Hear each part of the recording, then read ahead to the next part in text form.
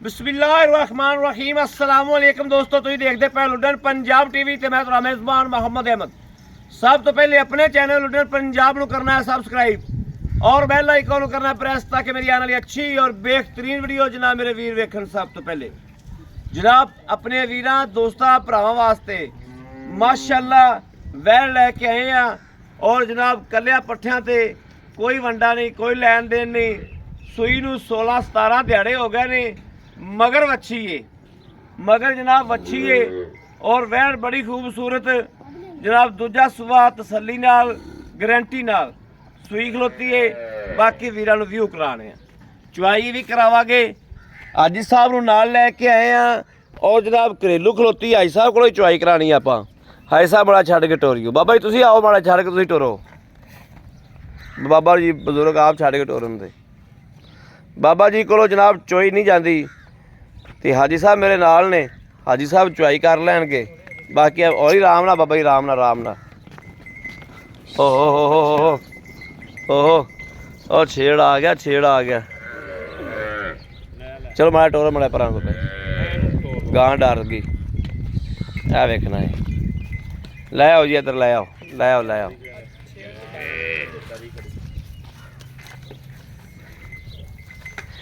ऐ वेखना जी, तसल्ली कर लेनी। किसी वीर कोई ये ना आखे भी दाएं बाएं तसल्ली नहीं कराई। ऐ दाएं बाएं हर पासों तसल्ली कर लेनी। लै चलो बाबा जी उत्थे। ऐ वेखना वैड़ जनाब गर्मी सर्दी दी पलेर, रत पूरी पल्ले वेखने ने वैड़ दे, जिनस चेक करनी नहीं, वैड़ दी कोई शायद छड़नी नहीं। वैड़ दे अंग अंग दी तसल्ली कर लेनी है। ये ना कहना भी भाई अहमद सज्जे पासों नहीं विखाई सी या खब्बे पासों नहीं विखाई सी। ऐ एक बाई जड़ी है थोड़ी जी चुकमी वा, ਉਹਨੂੰ ਇਹ ਨਹੀਂ ਰੋਲਾ ਨਹੀਂ, ਬੱਚੇ ਚੁੰਗੀ ਆ ਉਹਨੂੰ, ਇਹਨੂੰ ਜਨਾਬ ਬੱਚਾ ਜਿਹੜਾ ਨਾ ਕੋਈ ਬਾਈ ਬੂਈ ਦਾ ਰੋਲਾ। ਇਹ ਮੇਰਾ ਵੀਰ ਭਰਾ ਕੋਈ ਆ ਜਾਵੇ ਤਸੱਲੀ ਕਰ ਲਵੇ, ਕੋਈ ਬਾਈ ਦਾ 19-20 ਦਾ ਫਰਕ ਨਹੀਂ, ਕਿਉਂਕਿ ਬਾਈਆਂ ਖੀਰੀਆਂ ਬਰਾਬਰ। ਹਾਂ ਖੀਰੀਆਂ ਬਿਲਕੁਲ ਬਰਾਬਰ ਖਲੀਆਂ ਨੇ। ਇਹ ਵੇਖਣਾ ਵੈੜ ਦਾ ਮਾਸ਼ਾਅੱਲਾ ਕੱਦ ਕਾਠ, ਵੈੜ ਦੀ ਲਾਮ, ਵੈੜ ਨੂੰ ਚੰਗਾ ਵੱਡ ਵਜੂਦ ਔਰ ਮੁੱਲੋਂ ਬੜੀ ਸਸਤੀ। ਲਾਓ ਜੀ ਬਾਬੇ ਨੇ ਲਿਆ ਹਾਤਾ, ਬਾਬੇ ਨੇ ਦੇਣੇ ਨੇ ਹਾਤੇ ਦੇ ਪੈਸੇ ਤੇ ਬਾਬੇ ਨੇ ਹੁਣ ਸਾਡੇ ਖਲੋਤਿਆ ਵੱਛਾ ਵੀ ਵੇਚਿਆ। ਵੱਛੀ ਵੇਖਣਾ ਮਗਰ ਕਿੱਡੀ ਸੋਹਣੀ,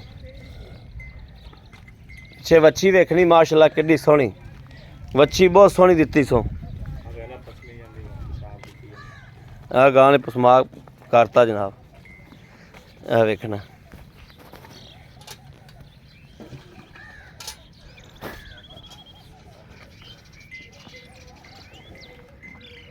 वंगा पाओ बाबा जी आप तुसी।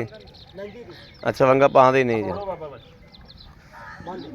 गां पसंद पी बच्चा बनो अगे।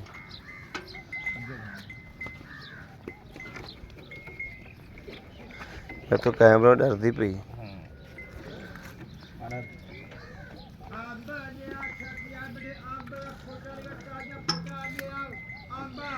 जनाब चेक करनी का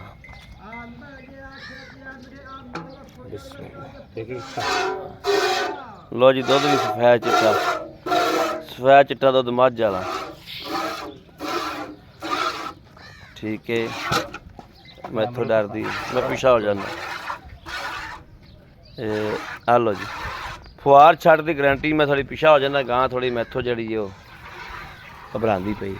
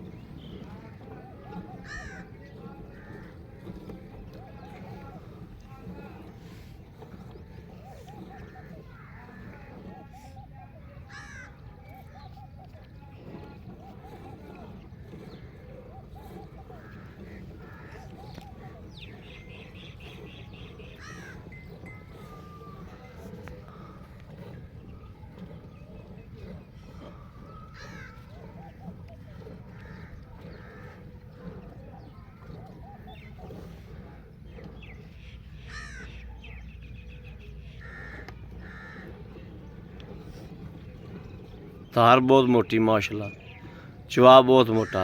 2 मिनटा चो के परा हो जाओ। ले आओ जी आई साहब।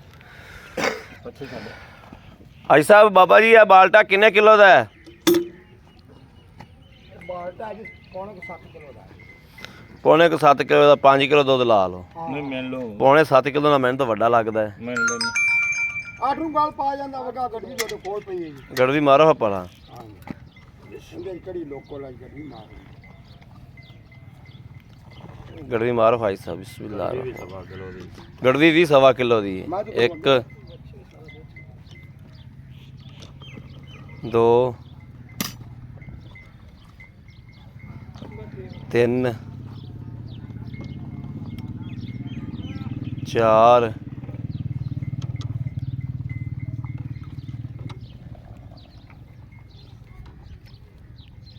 5 6 ਇਹ 1.25 किलो की गड़वी है जनाब। गड़वी बहुत वड्डी है। 7 गड़वियां हुई ने, 6 गड़वियां हुई ने, 6 गड़वियां हुई ने। यह वेखना वच्छी का रज पूरा खलोता है। वच्छी बाद रजी भी विखावागे। वच्छी भी जनाब बहुत सोहनी है। आ फड़े कैमरा जी बाबा जी को पुछ लीए। अस्सलाम वालेकुम बाबा जी। बाबा जी की हाल ने? ਠੀਕ ਠਾਕ ठीक ठाक ने? कैमरा बंद होया पे। कैमरा बंद होया पे? कैमरा बंद नहीं होया पे, कैमरा चलदा पे सोने। नेरा पैंदा पे तां वास्ते। बाबा जी की हाल ने? तबीयतां सेहतां ठीक ने? ਅੱਲਾ ਦਾ ਸ਼ੁਕਰ। थोड़ा पिछा हो के तुसीं खलो जाओ। बाबा जी अपना नाम की है? ਮੇਰਾ ਜੀ ਆਸ਼ਕ ਅਲੀ ਹੈ। आशिक अली। अच्छा हाजी साहब अज की जो कोई नहीं, ਨਹੀਂ अल्लाह करवावेगा। बुजुर्गो गल ये गां अपनी चोली है। गां नूं तुसीं कोई वंडा वुंडा पांदे जो? अक्की मानी खदाई गल करनी, तेरी गां विक जानी।